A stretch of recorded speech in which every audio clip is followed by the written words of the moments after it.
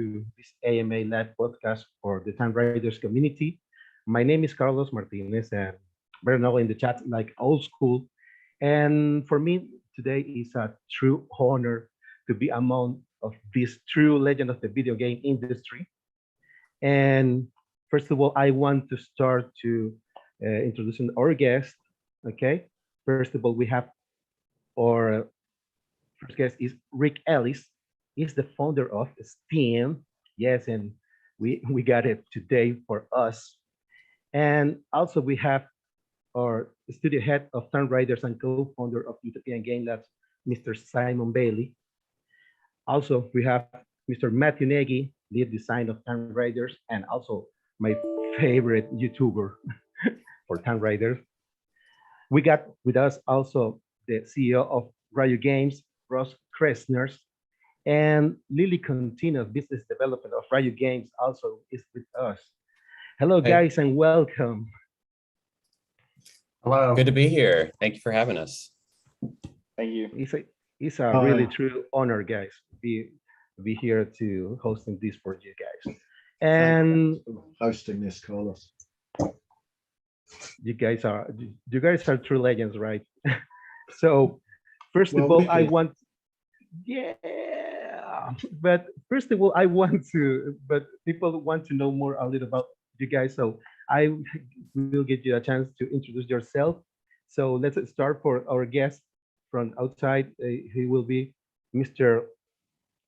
Rick Ellis. So Rick Ellis, can you make some introduction for us? Sure. So I'm Rick. I've been making video games for a little over 25 years.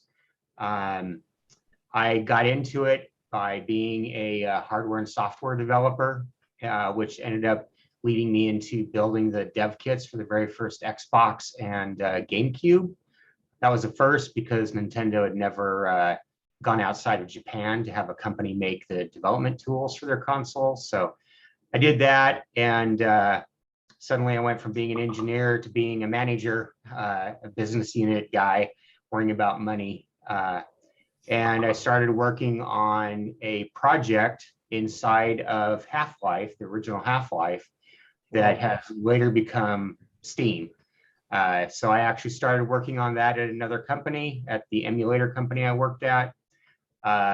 Gabe saw what I was doing and hired me, and then I hired my entire team. We very quickly got sued by the previous company, but Valve protected us, and we went on to build Steam. And Steam was actually ready before Half-Life 2 was. So I helped contribute on Half-Life 2 by doing the physics for the game. So the vehicles, the gravity gun, those types of things. So I'm an engineer by trade, sort of a business guy by accident. It should be noticed, it should be mentioned, Rick, and I only interrupt you because this is a casual conversation, right? So yeah. The Half-Life 2 physics engine, it was a pretty important physics engine. Well, I have to say something, because when I played the first time Half-Life, and for who knows me, they know that I'm a big fan of Half-Life. I think it's one of the games that I must play in my life. Even weekends, I finished the game. And when I played the first time Half-Life 2, I was very impressed, because it was the first game that I see high quality physics, and also the textures in the game was beautiful in 2004 or something like that.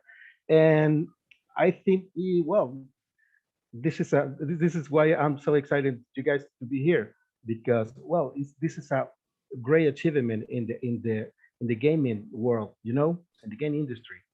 So, Rick, wasn't the gravity gun like something dev-wise before? Yeah, so originally the gravity gun was used it was a development tool, wasn't actually part of the game. And you probably heard how Valve builds games, the same way that I've learned. I learned from them how to build games, and that's using cabals, where you have basic ideas, and then the cabal builds the stuff, and then everybody play tests it. And the reason their games are so high quality is they are very, very rigorous about throwing out things that just don't work. They're very hardcore about that, and I've learned that that's a key to making amazing games. Is you have to not worry about how long it took to build something or how cool you thought it could be.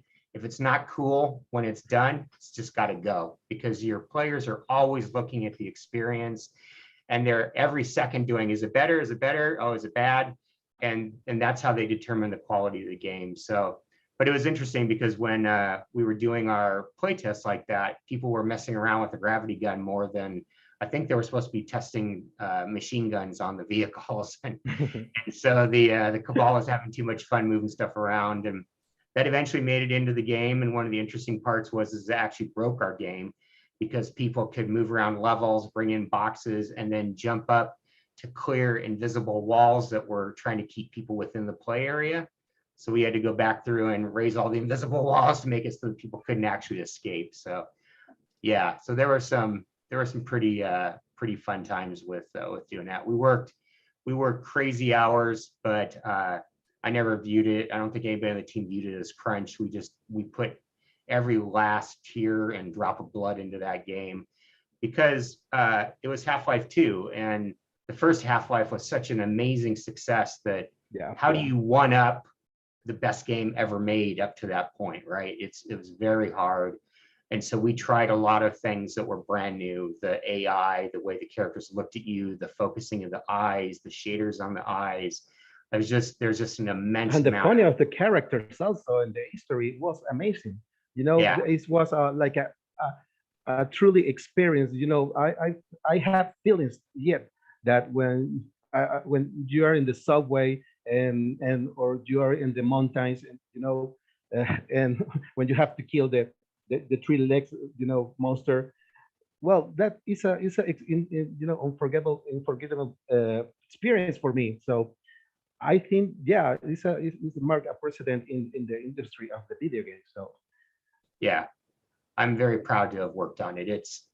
I see games today, and a lot of them still aren't doing all the cool things that Half-Life 2 did. So yeah, thank you, Rick. And also, well, we can keep talking, but we have to mention Counter-Strike is so far in this day one of the best you know, esport games that people are really fan. I played a lot. I have you know, a crew that I play with against another countries, and in 2003, and was amazing. So, but let's keep it, guys. We cannot talk about Half-Life all day. I could, but we don't. So let's moving on. Matthew, I want to please introduce yourself. So, hi guys, Matthew Nagy. I'm the lead designer and the economist on Time Raiders. I've been in the video games industry for about 25 years as well. I was originally, you know, sometimes you're just in the right place, right time. I walked into my first design job in the games industry. I was a designer for Die Hard Trilogy, which was one of the biggest sellers on PlayStation 1 at the time, and went immediately into Alien Trilogy right afterwards. So, and then back on Die Hard, I personally mapped 5 out of 6 of the Die Hard 2 levels because they had been left by the wayside. And then I did Batman and Robin, which still did pretty well. It was kind of like GTA. You could like literally drive around many square miles of Gotham City trying to actually do detective work, solve crime. But then I left, I started setting up my own companies, and had to put design down for a little while because I had to learn how to run a video development company. So I did that, the Coyote companies, and then the Attractive Games companies. And then I started working with Simon, and lo and behold, I'm back in design, which has been absolutely just so much fun. Time Raiders we're just having a blast doing the same kind of agile design that you guys were doing on Half-Life. You know, we just brainstorm. We're like, oh, this is, you know, it'd be awesome if a T-Rex jumped out at you. Yeah, and you know, and then it does. So yeah, lots of fun. Yeah, I can say that regarding I remember playing the Die Hard. You know, when you are in the cat with a bomb, and also the first shoot person when you're in the supermarket or some like kind of stuff. In the It was airport, amazing. yeah. Yeah, I had so much fun, and I remember because that was in the it's like 20 years ago, something like that, Yeah. and it was very very fun. And I Hidden Trilogy, of course, and yeah, guys, this is that what we want. So thank you, Matthew. Let's keep with Mr. Russ Kressner. He is the CEO of Riot Games. Hello, Russ. Hello, great to meet you, everybody. Yeah, perfect and clear. I'm Ross. I'm the CEO of Ryu Games. We've been around for a few years and have iterated on our product, but have landed on what we're building now with Rick, which is Flame. For those who have tried playing games that use crypto, NFTs, or blockchain, the onboarding is incredibly challenging. And we actually didn't even go into this thinking that this is what we were building. We just wanted to use NFTs and maybe put them in our games. But to do that, you first have to have a wallet, and you first have to have cryptocurrency in that wallet. And knowing how to do that and doing that safely is extremely challenging. And so as we started to solve our own problems, just for us as users and gamers, I remember when we first started this, Rick had unwrapped or sent wrapped Ethereum somewhere. And maybe Rick, you want to tell that story? Yeah, so I was a crypto newbie. I was mining. I had 9 machines here that were all, grinding away mining. And I had about 450 US dollars that I sent to Binance. And I was completely a newbie on this. And I sent wrapped Ethereum to them, which they don't accept. And so $450 just evaporated because, I was too new to know. Nobody warned me. There was no sending it back. It's just like, sorry, it's gone. So, but I cried a little about $450, but a lot of people have told me that was a cheap learning experience. So I'm crypto. Yeah, I think everyone passed once time for that. So I was one of. Okay, thank you, Ross. Let's go with Simon Bailey. Simon. Thank you. Hi, guys. So yeah, it was lovely to listen to you all, bringing back some very fond memories. My name is Simon Bailey. I'm the studio head at UGL, and I'm responsible for balancing the creative and the commercial on the project.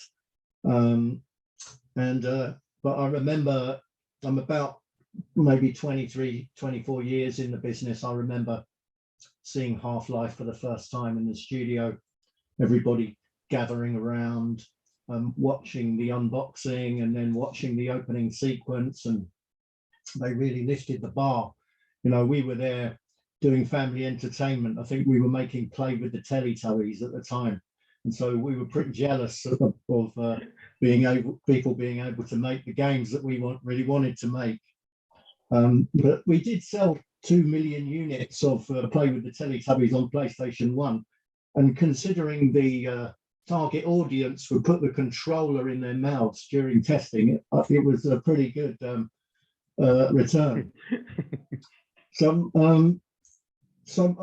Yeah, I run the dev team here. I've done lots of family entertainment stuff, Star Wars, Clone Wars, High School Musical, Scooby-Doo, Doctor Who a number of times, about 25 titles across Nintendo, Microsoft and PlayStation platforms, as well as mobile and PC, and really enjoying working, at the cutting edge.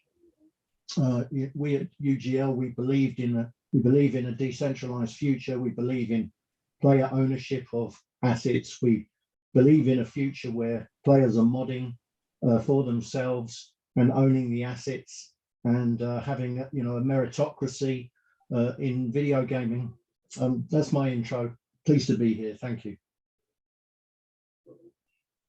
Thank you, Simon. Well, Star Wars,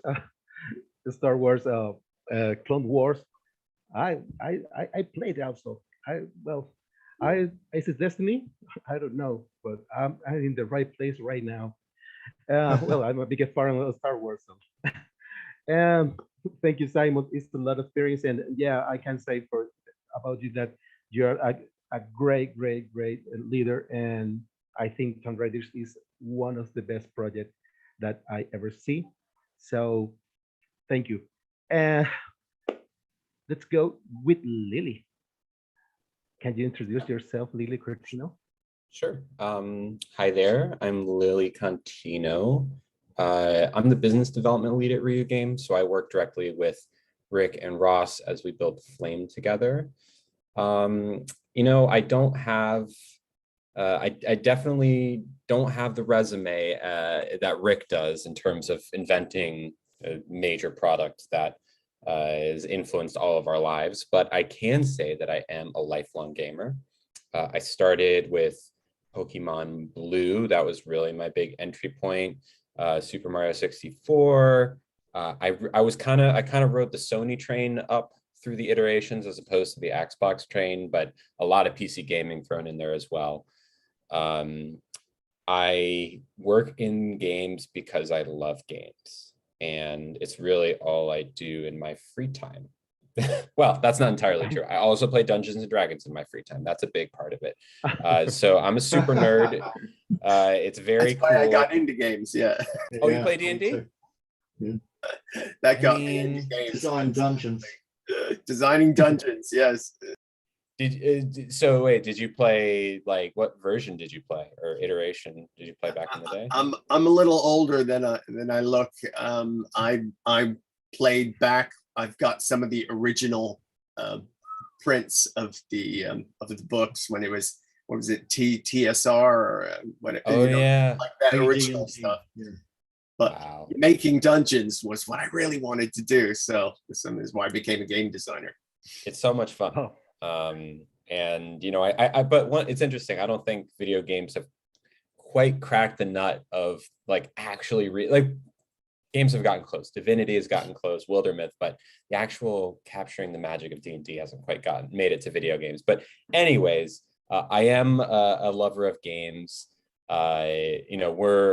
We're excited to be working with Time Raiders because it's a quality game. It's got a quality team. And yeah, that's pretty much it. Yeah. Well, that actually, thank you, Lily. And that's actually a good question. What video games inspires you? What was your first experience with video games? Not creating, if not when you're a child or something like that. When you guys played the first time of when you thought, oh man, I really want to work on this, doing this for a living, because I was one of them, you know. So, what was your experience? How about you? Well, we are talking with Lily, so. Oh, I can talk on and on about it. I think there are two games that were big for me in shaping my career's future. Pokemon Blue was like my big personal one that brought me into the world, but Flower was an important game for me. It was on the PS3 by that game company, and it was the first time I thought, wow, games are not just this violent thing, even though I knew that before, but it was like a poem in video game form where you floated across the wind and hit these musical notes, and there's no words, but there's still very much a story. So that was pretty cool. And then also The Last of Us, where it was a narrative story that made you feel something. And spoilers, but at the end you have to make a big decision that actually doesn't really affect the outcome of the story, but it makes you feel a certain way whether you do one thing or another. And that made such an impact on me. I said, wow, I gotta be a part of that. Nice, thank you. And how about you, Ross? Yeah, it was I was with my co-founder Wyatt in college, and we were playing Rocket League together.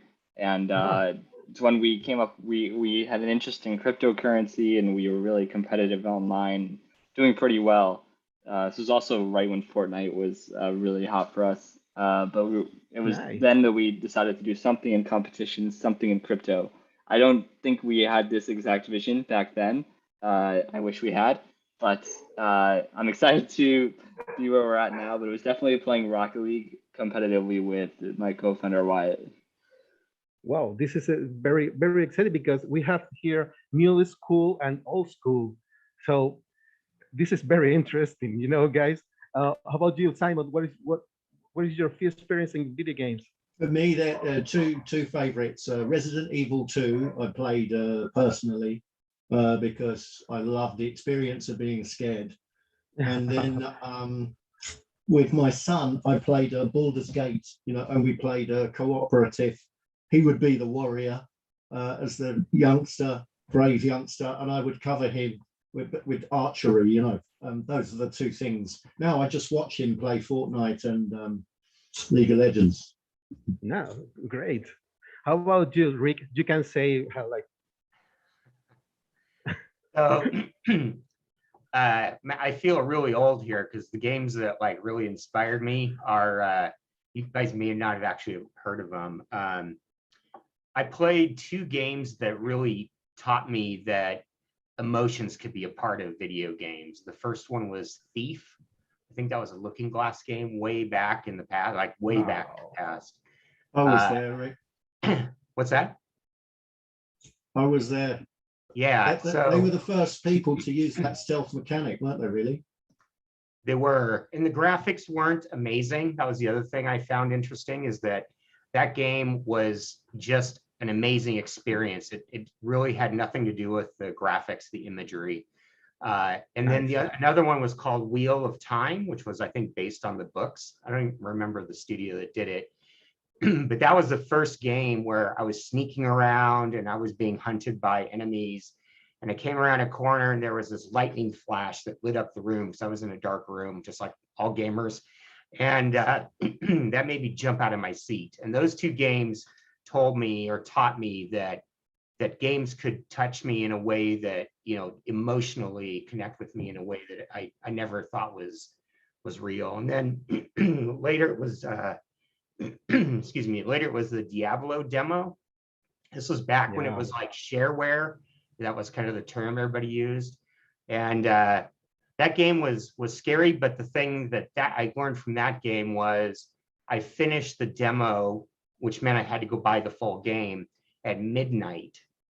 And I was just beside myself because I just wanted more of the game experience, but I had finished and I had to wait till the next day to go to the store to buy the game. And so that eventually was part of the reason why Steam became super important to me, was that not having to fight, the hours of the day or fighting, I go to the gaming store and they're out of the game I wanted, so I guess it was that kind of, I need my fix right now that kind of helped drive the beginning of all that.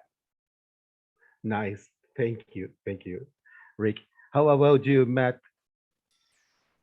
I'm old school as well. I mean, my first gaming experience were Atari games, and Sega Mega Drive, and I loved Sonic the Hedgehog. It was fantastic. But there's this one game on Mega Drive, which was like this little D&D game. I can't remember the name of it. I want to say it's called Dungeon or something like that. And this little wizard, and there's this one bit where there was a giant spider, and I could not defeat that because in real life spiders freaked me out. So there again, there was that compelling emotion. I couldn't beat the big spider, and someone else took the joystick from me and they beat it like in 2 seconds. And I laughed, and I'm just like, and so I don't know if any of you ever played Alien Trilogy, that moment where the first face hugger jumps up on your face and fills the whole screen and freaks you out. And like that came out of that other experience that I had, so, but I'm a Zelda fan. So, like Breath of the Wild is just a work of art. But before that, I thought the Skyward Sword was a work of art. And before that, I thought, Twilight Princess was a work of art. So can't wait to see Breath of the Wild too, man. It's going to be great. Oh man, that's great. Yeah, I love old school game. I started playing like 6 years when I had 6 years or something like that. Well, guys, let's continue because we have to know about the project, and let's enter in business right now, talking about the Tomb Raiders and also about Flame. So let's just start. Let's just start talking about Flame. So someone can tell me what is Flame? What is this about? I can take this one. So kind of as I was getting into before about the problems that we were facing onboarding, we realized that there had to be a better way for playing these games that use NFTs, crypto, and blockchain. And we also heard that Steam, the thing that Rick, originally built, had banned NFTs or games that use NFTs on their platform. So we looked at the problem, and the solution that we've come up with is Flame. It is a downloadable desktop app that is also a multi-chain wallet. So when users download the desktop app, they're not just downloading a launcher of games or a downloader of games. It's also a multi-chain wallet that launches and plays games on any chain. This is important because we think that for especially the larger crypto games that exist that are out there, they're starting to plateau and hit the peak of how many crypto gamers are out there that have already tried crypto games. But there's millions and millions of gamers who haven't tried it yet. That's the audience that we're really going after. So with Flame, it's a login with social. You pay with things in credit card. You launch games on any chain. You don't need to worry about setting up MetaMask. You don't need to worry about transactions and signing things. It's all very intuitive. It's all very much like a Web2 experience, but with the ownership of the assets that you have in Web3, with the crypto economies that exist in Web3, everything is the same. It's just the user experience is what we're trying to really nail for the millions and millions of gamers who have never tried playing a crypto game for whatever reason. We think a lot of it is just the friction to onboarding is insane with these games. We're trying to solve for that. Oh, that's great. And this question is for Rick. How did your experience on Steam lead you to Flame? How did this happen? How did you contact to Ross? How he contact you? Well, I started working with Ryu kind of before this concept came up. Some of the games I've worked on were on their platform as real money games, where you could compete with skill and earn real money. And as you know, their background was in crypto, and I started becoming more crypto familiar. I had this real like sense of deja vu, where the problems that the gamers and developers have in crypto, they're not the same, but they're similar, and the number of them is roughly the same as back in the days when we built Steam. And I know one of the questions here is how are we different than the other platforms? And I kind of like to go back to, if you look at what Steam is today, they are far and away the biggest gorilla in the arena, right? Even Epic Games, and I love those guys. I love Epic, but their store, even though they've spent tons of money promoting their store with free games and everything, their store is just a download platform essentially. At the end of the day, that's all it does, and that's why the last time I saw it's doing something like maybe 10% of the revenue of Steam. And so what Steam actually is it's a trusted hub for gamers and developers to go put their games up for gamers to play, for gamers to go have their experiences. If you get a game from Steam that you don't like, you can get it refunded. Like the experience is really the big difference. And there's a lot of things that Steam does that nobody else does. They've got the chat with friends, they've got screen overlays. You can go look at what games your friends are playing. There's recommendations. You can actually see information from the developers. So developers actually have firsthand experience, with communicating with their users. And back when Steam was built, none of these were things. Like as a game developer, before we built Steam, we would ship our box, and we kind of just had to deal with whatever the publishers and the retail places did to us. So back in those days, we'd sell a game for like $50. we had, I think, the highest royalties of anybody in the industry at the time, and we only got like $12 for a game. So how backwards is that? You're the guy spending all the money, taking all the risk, putting in all this effort, and you only get $12 of the 50. And it's kind of worse than that because there's physical goods and all those things. You have like damaged boxes and damaged discs, and you got marketing expense. All this stuff would come out of the developer's pocket. And so, and then the other big issue was that indies really couldn't even make games back then, because if you didn't have a huge amount of money for marketing and to be able to pay the stores to put your games on an end cap, your game got stuck way in the back of the store and nobody ever saw it. So what Steam did was it solved all those problems. And also at the time, developers had no way really to communicate with their players, to hear what they wanted, to tell them what was coming.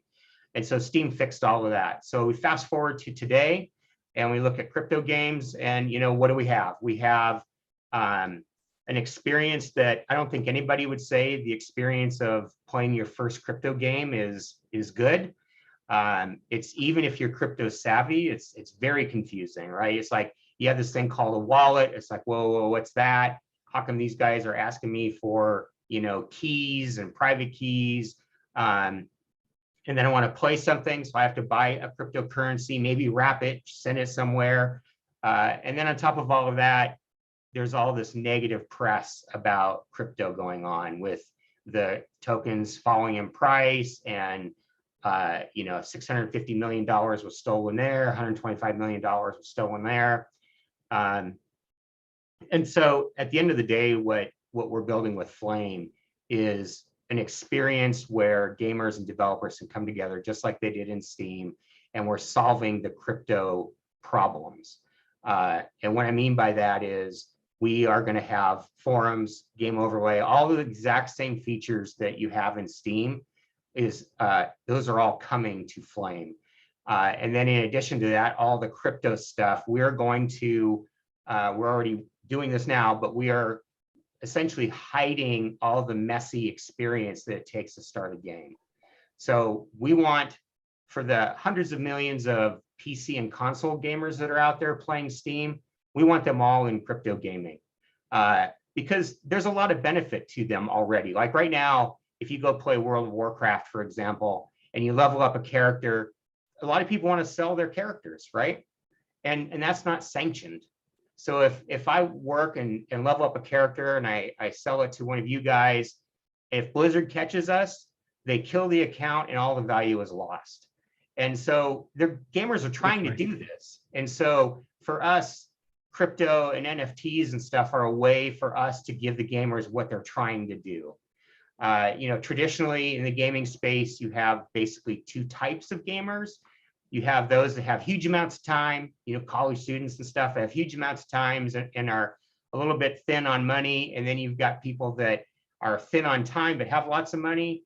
And these people always want to interact. And so by using the security of crypto, we can allow that and do that in a sanctioned way, so that you can actually get value from the time you put into your games and the effort you put into upgrading your NFTs and things like that. So I love that. I love that. That's exactly why I wanted to get into this space. That is my son spent his pocket money on CS:GO every week for a year. And he's like, Dad, I got this cool knife. It's like worth hundreds of dollars. I'm like, well, wow, that's amazing. What are you going to do with it? He's like, well, I can't do anything with it. I'm like, oh, yeah. Like you spent all your pocket money and you've got something worth hundreds of dollars and you can't do it. So, he tried to sell something and somebody scammed him.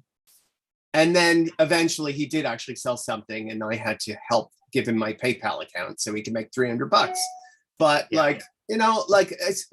when I heard about NFTs, the validity on the blockchain, I thought, you know what?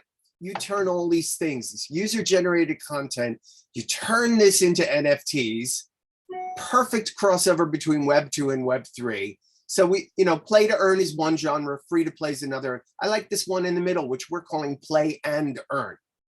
And it's basically answers that, exactly that. If everything's an NFT, and everything has a real world value, then after you put all that time and effort into it, if you feel like, manifesting it into cash, you can do it.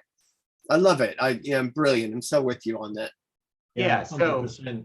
that's why being the trusted hub is so important. Because right now, to go find a game, first of all, it's hard to discover games because unless you're on the Discords or you're on Telegram, like how do you even get started to find them? So that's one issue. The other issue is that most crypto games will say, hey, go here and there's this executable you can download. Well, I mean, everybody's been burned by that at some point in their past, right? So by, again, being the sanctioned site, much like Steam is, where, we're going to do the due diligence to make sure that there aren't scams on our platform. There aren't viruses in the executables. I know a lot of them are going to be web games, but for the ones that are downloadable, we're going to be able to curate those and make sure that they're clean, just like, with Steam. When was the last time you got a virus from a game you downloaded on Steam? Like, it just doesn't happen, right? And so we believe that just those two things alone is going to be huge. Tying the gamers to the developers and really tightening that connection is also going to be huge. Being able to overlay all games and have a tight communication between gamers. These are all the things that make Steam great. And so to some extent, we're borrowing a lot of the concepts that Steam has, but we have a bunch of new things that apply to the crypto space. And one of the things I think we should talk about is, because I see it in the questions, and I'm sure people are already thinking about it, is that in the console and PC space, NFT is almost a dirty word, right? People hear crypto and NFTs and are like, whoa. The thing is that I think this is coming. I think it's pretty natural that this is going to happen. And if we look back in time, we had this almost identical thing happen when games went free to play. And part of the reason was that the first free to play games were, let's be honest, they weren't amazing. And a lot of them were cash grabs. It's like, ooh, we can charge $4 for this and we can get $2 for that and we can get $9 for this. And as a gamer myself, I hated that. I absolutely hated all of that. And when I started building games for I keep wanting to say play to win, but when I started building games for the free to play space, having come from making games like Guild Wars 2 and Condemned and Fear and all these kind of amazing games, it was super foreign to me to push people away and do all this weird free to play stuff. Like, oh, you have this thing called energy and you can't play now. And we're going to put a wall in front of you so that you can't do things unless you bring 3 of your friends in. Like these are things that games like Candy Crush and stuff do. And I hated all of that. So, but the thing that people see right now, I believe, I have 2 sons that are in their 20s. They're hardcore gamers. And so I use them as kind of a litmus test to see, what's really kind of happening. And the reaction to NFTs and crypto is there's a couple of things. One is it's kind of scary because it's this unknown thing. 2, as we start seeing them rolling out, in a lot of cases, they look like cash grabs. And as soon as that happens, as soon as gamers identify something as, hands in my wallet, trying to grab my money, like that's met with, skepticism. And the other thing is that so far, most of those experiences, I'm talking about outside of the crypto space, most of those they're trying to wedge NFTs and crypto into existing games. And that just doesn't work, right? And a lot of people think NFTs are some wacky 8-bit tiny icon image that somebody paid 30 grand for, right? And so the real key here is making the NFTs actually active in the game, make it a part of the gameplay. I think a lot of the crypto gamers are here because they love crypto, they want to make money, but a huge number of the hundreds of millions of gamers will come into this space when there are super high quality games to play. That's what's going to drive them. Most of them aren't going to come here thinking, oh, I'm going to get rich, right? Like they're just not. They're going to be like, whoa, there's this cool game called Fortnite that I can go play and I can sell stuff and own stuff, that's what's really going to drive them here. And then getting them past all of the the kind of roadblocks that make it difficult to actually come in and enjoy the game. And I think what you're going to see is that these gamers are going to be here for the high quality games, and then they're going to realize that, hey, these NFT things actually help me do the things I want to do, which is like, I can have an account and sell it. I can rent it. I can, buy somebody else's thing, all in a sanctioned way. Like, nobody's going to come in. I don't have to feel like I'm doing something bad. Nobody's going to come in the future and take away the thing I paid $1,000 for. I think that's how it's going to attract those gamers in. And that's why we're really focused on removing those roadblocks, providing the sanctioned, safe area to do NFTs and crypto. So I know that was long-winded. Somebody has things they want to say, jump in. Yeah, yeah, you have absolutely right. And just to say, we've got a lot of synergies in our thinking between ourselves at UGL and Ryu. I have a 20-year-old son. He plays Fortnite and League of Legends, as I mentioned, and he's of that place in his life. He's at university, during the day. If he could earn enough money for his vape liquid, he'd be a happy guy. And I think there are millions of gamers in the West in exactly that sort of position. Just enough pocket money, and they've deserved it because they earned it, and they've been, they're loyal champions in the game. Yeah, for sure. And as I was mentioning, the key to that is making sure that they can do that in a way that is safe. Because you could certainly do that now. You could go farm gold in World of Warcraft or go get skins in Counter-Strike, but you can't, there's no legitimate way to convert that work, that effort into money. And that's really what NFTs are about. And I don't think that's really being conveyed in the bigger PC and console space. I think, a lot of people, not only are they afraid of them or unsure about what they are, but I don't think they really understand the potential that they can unlock for gamers and for developers. yeah, absolutely. Okay, guys, we need to continue it, and I want to ask this maybe for Lily or Ross. And in which space are Flame right now in the roadmap? Do you have any date of launch? The final version. Yes, so we are about to enter private beta very soon. If you haven't already, go onto our website, flamestore.xyz, and if you drop your email in, you will be added to the waitlist. We're going to be taking people off the waitlist, probably in order.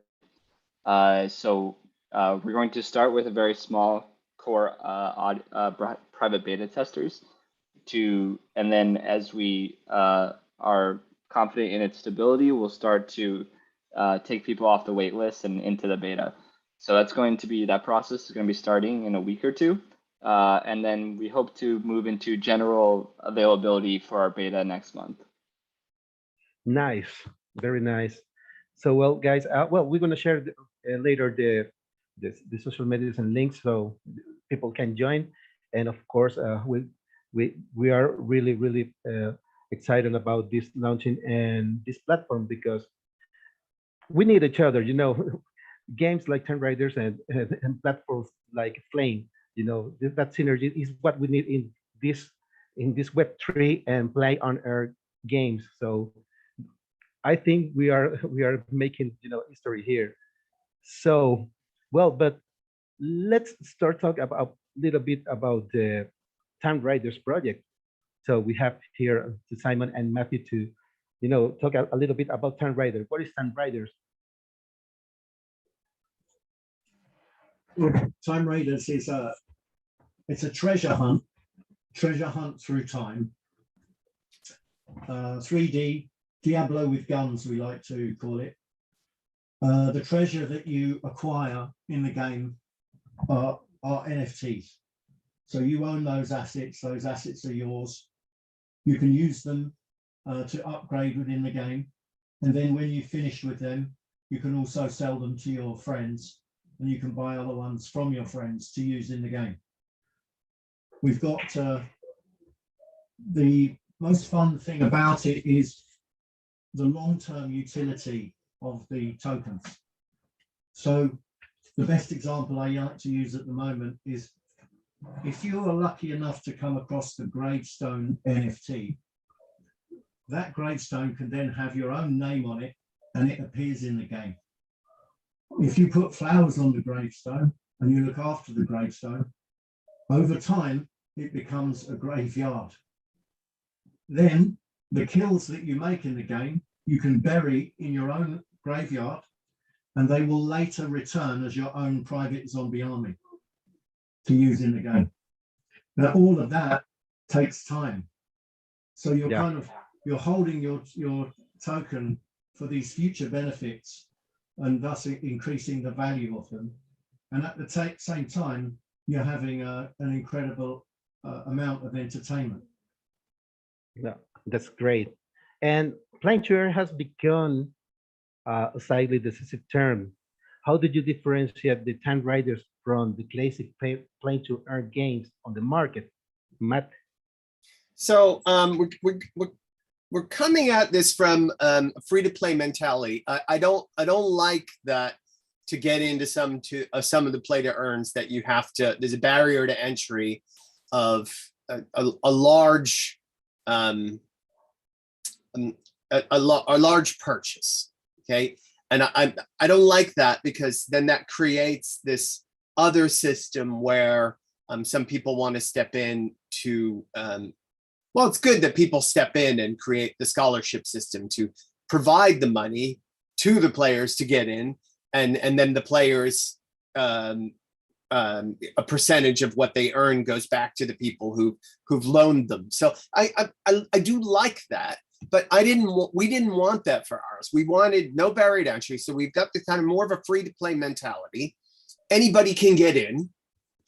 And we created within the game the ability to earn our utility token expendium. So you can get in, you can earn, it's a metaverse, and meta as in the treasure is the treasure. So the treasure, you're hunting for NFTs and expendium. And then we created the ecosystem in such a way that you can take your expendium that you've earned, and you keep some of it for your earnings, but you invest some of it in the upgrade system to make yourself better, to be able to go to the next levels where there's better stuff, but they're a little bit harder to play. So you upgrade yourself, you play the next level, you find better stuff. Now you don't need the old stuff. Now you sell the old stuff on the black market, which we have in game. So you sell it to players coming in. And then you upgrade and you go on the next level. And now you don't need this anymore. So you sell that on the black market, because the first players who came in now want the better stuff. So they sell their worse stuff and they buy your better stuff, and so on and so forth. Trying to create a self-sustaining economy. We've looked at all the issues that have been raised in other games. We looked at the fact that some games have infinite NFTs. We've created limited supply. We've some games, the NFT spikes in value and then drops as more players come in. So we're looking at mechanics of combining NFTs, burning NFTs in order to make the upgrades work nicely. We've got the utility token is used as the currency throughout the whole game, and it's always involved, but you can also stake within the game in order to make NFTs. This is something called a factory. If you stake you have to power up your factory with expendium. So you stake expendium and that powers it up. And then if you find a blueprint, you can make an NFT, hopefully one that nobody else has. But it's also gamified, because the factory will communicate with you.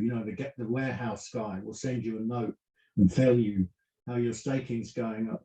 What position your weapon, your crate of weapons is in the factory and stuff. There might be delays. The whole thing is gamified. Yeah, so it's we're trying to make a product, and all the time we've got this, we've got the two elements. We've got the go and play arcade style gameplay, have fun, right? But you are hunting for treasure troves. That's the main thing. So you're plowing through zombies on one level, and you're plowing through, you know, Nazis on another level, and in a prehistoric level there'll be dinosaurs, and you know, you're running around playing to your heart's content, but really you're looking for treasure troves. You're looking for treasure the whole time. I love the whole notion of time travel means we can take you anywhere, and we fully plan on taking advantage of taking the player anywhere. You know, Simon says we'll go back to the JFK assassination, you know, or, you know, we'll go back to ancient Egypt and find that there were stargates after all, you know, no copyright. And, you know, we just want to have fun, and we want to put fun in the player's hands. And to that end, the brainstorm carries on. We also want to put user-generated content. Modding is going to be really important. You know, we want that Roblox modding experience, that Minecraft modding experience. So at some point, in not on release, but a little bit later after multiplayer is released, we're going to release the tools to the players so that they can, because I'm thinking about the crypto world. Crypto world's all about earning the token and finding the NFTs. So if we put into the players' hands the ability to mod and make their own levels out of our assets, and then the community votes that they really like that level, and we put it up and people start playing it, then any income for that level portion is going to go to the modder, you know? So somebody's created a new way to make income, and they can earn expendium in a different way. And, you know, and somebody else is thinking about the upgrade path. You were talking about the upgrades earlier, Rick, you know, the upgrade path. They're thinking, let me upgrade and upgrade them. So they sit and they farm and farm and farm, and they upgrade and upgrade and sell. And now they've created a way to not have to go out and flip burgers. Now they sit at home and they play video games and they make expendium, you know? So anyway, this is one of the things I love about Time Raiders is that so many of the crypto games are not actually games, right? They're speculation tools. And then they're like, hey, we could do these gaming things and kind of wrap game mechanics around a speculation tool. And you know, those really aren't, in my opinion, those aren't fun games to play. And I think we kind of see that where players play those for a little while and then they leave, right? I love the fact that you guys are, you know, again, the synergy things. I believe that NFTs need to be, you know, really, NFTs and crypto need to be really embedded into the game and be part of the game, of the design from the beginning. And that, you know, I love the fact that you guys are hitting down that path and doing exactly that. You're doing the thing I mentioned earlier where, you know, people already do these things. They do them in an unsanctioned way. And so now you're giving the gamers the stuff they want to actually do in your game, and you're giving them a sanctioned way to do it, a legitimate way to do it and have fun. And it's awesome. Yeah, definitely. When I saw Time Raiders for the first time, I thought this is the first real video game, and which is with crypto, you know, NFT. So it's the best from the both worlds. So yeah, this is very, very incredible. But speaking about NFTs, can you give more details about the NFT presale that we are just about the next 20 of this month? We're gonna release the NFT presale. Can you tell me about some details about it and some details about the NFTs that people, because you speak a little bit about that, but we want to just go a little bit deep on that. Right. Simon, and of course, Matthew. Right. So yes, we've got our INO, our NFT presale. It starts next week, July 20th. And it's going out on Gate, Engine Starter, Bitmart, Rarible. I think we signed up Formless today. Perhaps Bybit, we'll see. We're still waiting for them to finalize with us. But it's going to be on all these different platforms.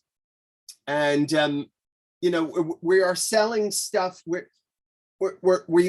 within the game, you're finding weapons and armor and all sorts of things. But what we wanted to do is we wanted to make some war machines, you know, so you're finding U-boats and Spitfires and the Lancaster bomber. And then we're like, hang on, let's not just keep it to World War II, because we'll go prehistoric, we'll go Victorian. We've got a Victorian hot air balloon. We've got like a futuristic hover bike. We've got a pterodactyl. How'd you like a pterodactyl as a pet? You know, that'd be awesome. Or a triceratops, right? So we're selling, and some unique skins that, but all these items, they're limited supply so that the value stays. They have very strong in-game utility, from medipack drops to swooping attacks to, you know, like all machine gun barrage or a big old torpedo. They're really useful in game. You know, you turn the corner and there's a huge crowd of guys, and, you know, you call in the Spitfire, or you call in the V1, the Doodlebug, the V1 rocket, you know, and it just helps you play, because the more enemies you can take out, the more treasure hunting you can do. So like you're buying one of the pre-sale NFTs effectively is going to give you, you know, just some advantages in your treasure hunting and in your game playing. So it's an exciting time, guys. Have a look at the brochure. Make sure There's also a future utility built in. So the hot air balloon will allow you to drop bombs now, but it will also later on unlock sky-high levels that are otherwise hidden, where there, once again, there's fresh treasure in those places. The idea of building in as much future utility as possible to hold the item, the limited edition item's value. Yeah, it's a good, important point. Every single NFT that we're pre-selling is the key to a secret level that's going to come out in the first and second season. Okay, so you'll be the first ones. If you get one of the NFTs, you'll be the first ones who get access to the treasure hunt on those levels. So, yeah, great. Yeah, well, a lot has happened since the last AMA Roadshow that we have a few months ago. Sorry, and IDO happens, pre-staking, staking, partnerships, 3 beta builds, and tests. Now is the NFT pre-sale. What is next? Where are we in the roadmap now when we are launching the game? I say we because I work for 10 Do you want to talk about the land sale side, or? Yeah, I could talk about the launch. Okay, and the launch, we're planning on doing the NFT pre-sale, and there's a whitelist for that with additional NFT rewards. That's on the 20th of July, and then we will launch the first few levels of the game to the public at the end of August. So there's a couple weeks more open beta in July, and then in August, and then at the end of August we'll open it up. And then perhaps there's also Battle Island, which Matt is best placed to share about, I think. So we're gonna do a land sale. You know, we are a metaverse, so it makes sense. What we're doing is our land sale is a little bit different. We have Battle Island. So the next thing in our roadmap is multiplayer. We think PvP is going to be a really important part. You know, we watched our kids play Fortnite and League of Legends. We know it's important. You know, and so PvP, so multiplayer will be one of the main next things that comes into the game. And to that end, we need a place to have tournaments, because you all not only want to practice killing each other and getting to the treasure or whatever the goal is of that particular battle, but you want to pit yourselves against each other as well in tournaments. So Battle Island's brilliant. We're going to sell 5,000 sub pieces of Battle Island, and all of the owners are going to take that. When you do a tournament, you've got a very small entry fee, you know, like, you know, 50 cents, $1, something like a small entry fee. And then you put a few bucks on your head, all in expendium. Okay. So you're battling each other for the bounty that's on each other's head. So if you kill just one other person, you've broken even. And if you kill 2 people, you've made profit.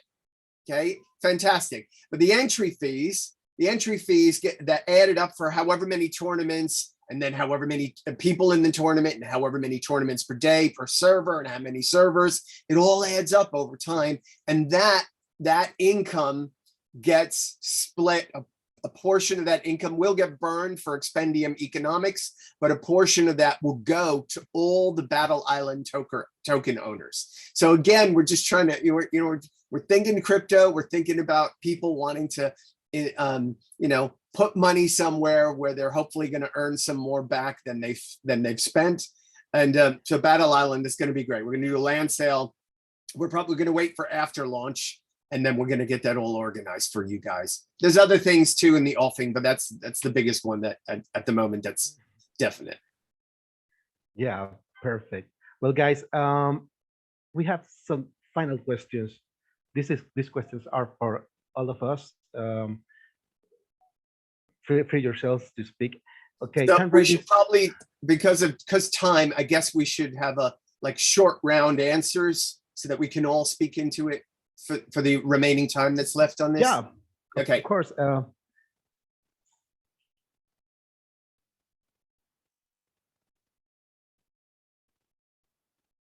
Loading up the questions. Yeah. Meanwhile, can you tell me what do you think about the future of this gaming, and what is the message for the gamers and also for the persons, for the investors? I want to say to all you Web3 guys out there, we'd love you to start and playing your games and really enjoying them, not just thinking about earning. We'd like you to enjoy your earning. And for all you Web2 guys out there, we want you to know good games are coming, and you're not going to have this issue where you've invested all your time in it and you get nothing out of it except enjoyment. You're going to get enjoyment, and you're going to have something of value that you can actually sell in the real world. Perfect. Yeah, it's going to be a perfect time for gamers convert their skill into cash. Yeah, that's great, and to stick with it, because there are projects like Time Raiders and like Flame who are in it for the right reasons, and that will make a really good, safe space, fun space with easy onboarding that will make the whole process easier for everybody. And so it's a very exciting time right now.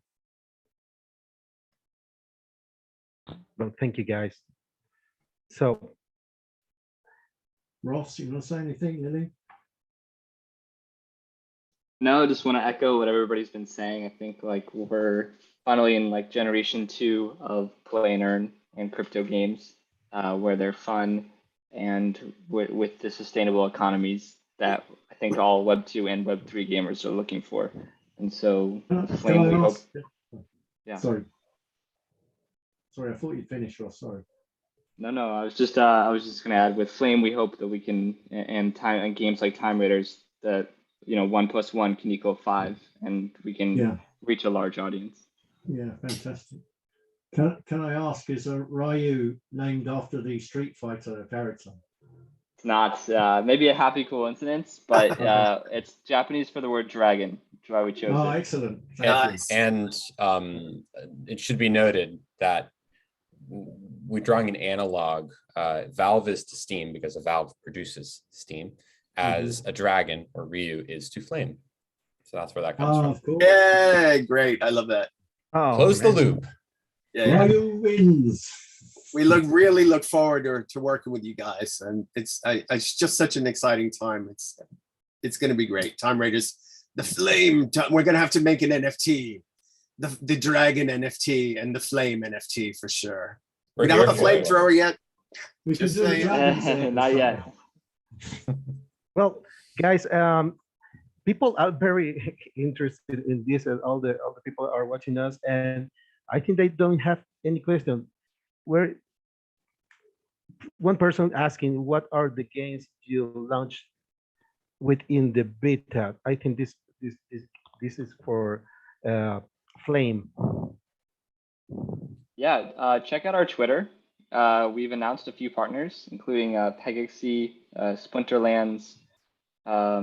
Lily, actually, you should take this one. Yeah, sure, that's fine. I mean, of course, Time Raiders is on board, and that's but one of our heavy hitters, like Ross said, PegXC, Splinterlands. We announced Ultimate Battle Arena and Minionverse, which are all part of Ulti a few days back, and a couple others. We have about 40 launch partners, so you can just like Ross said, keep an eye on our Twitter, and you'll see who's going to be there. Thank you. This is for Time Raiders. What is your favorite weapon in Time Raiders? Oh, that's so hard. Oh, that's hard. There's so many great things coming.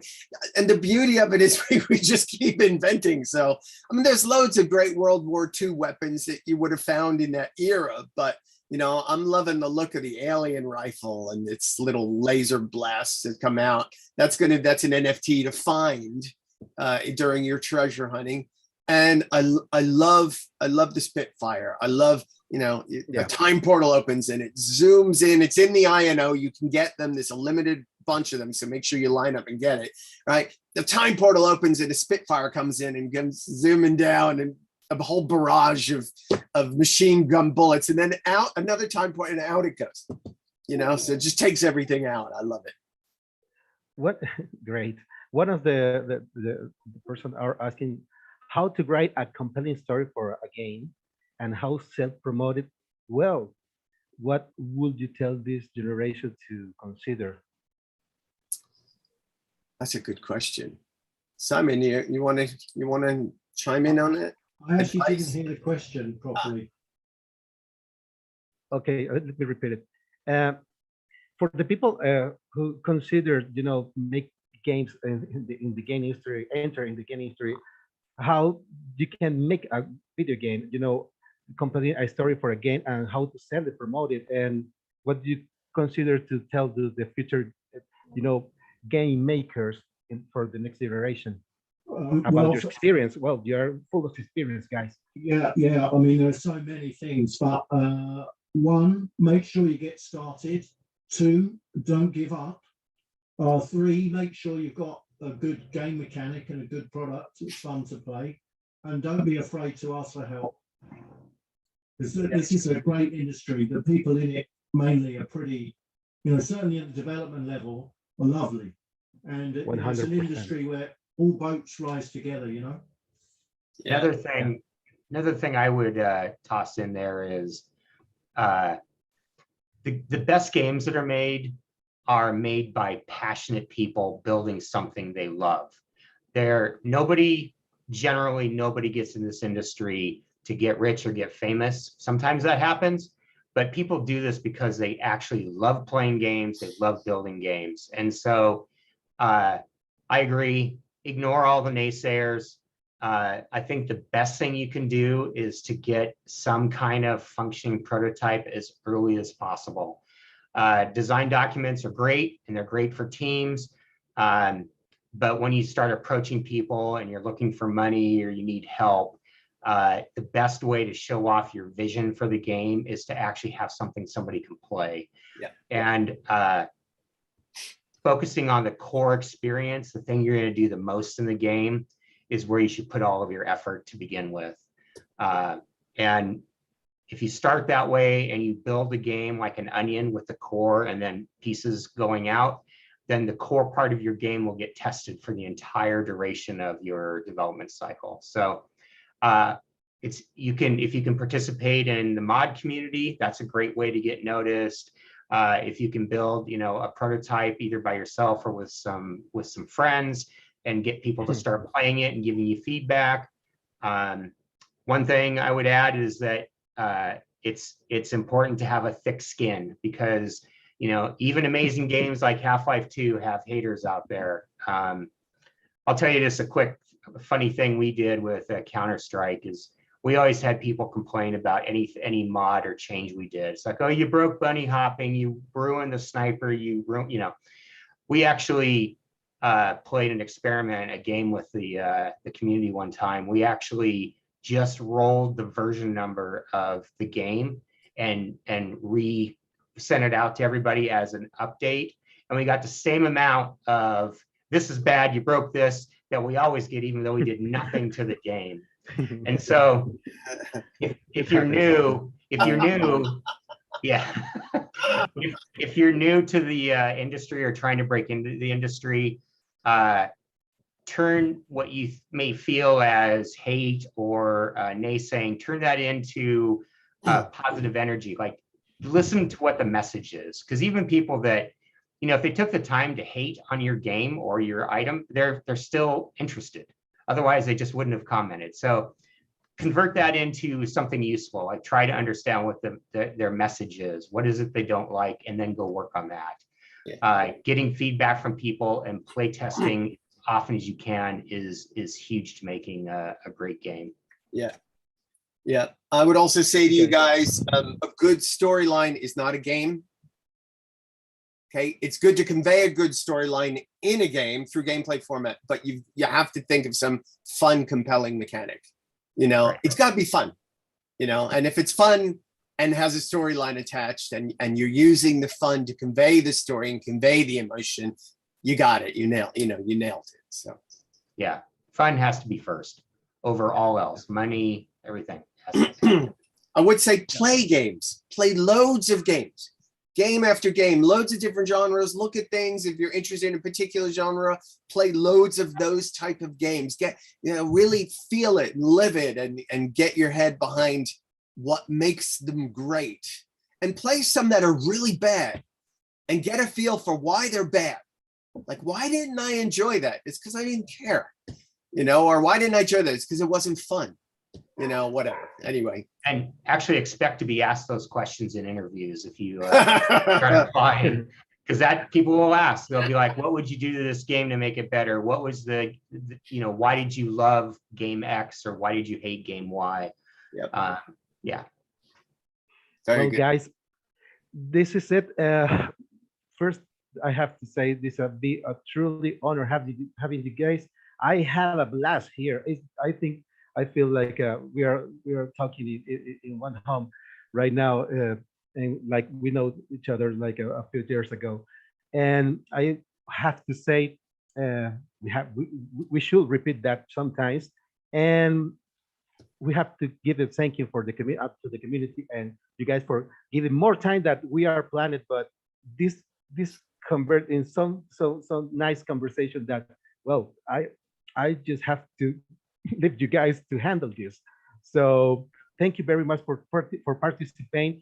The call is that we're gonna record this for later, you know, public in our channel of YouTube, and we're gonna add, of course, all the links for the social media and also the promote the wide list of both. And please, one last word before go. We have 1 minute. I'd like to thank everybody that spent their time watching and participating in this. Thank you very much. No, thank you to you guys. Thank you for participating here. Simon? Well, I think we said everything, but, you know, clearly without the community, we've got nobody to make fun things for. So thank you very much, everybody, for being here. Yeah, definitely. This is the information that the community, I'm sure they want to know and share your experience. So this is, I think this is a hit. Thank you guys for participating today. And well, let's see you in the future in the next AMAs. Thank you for participating. Goodbye to everyone, and thank you very much. Bye, everybody. Bye, everyone. Bye. Thanks, everybody. See you in space time.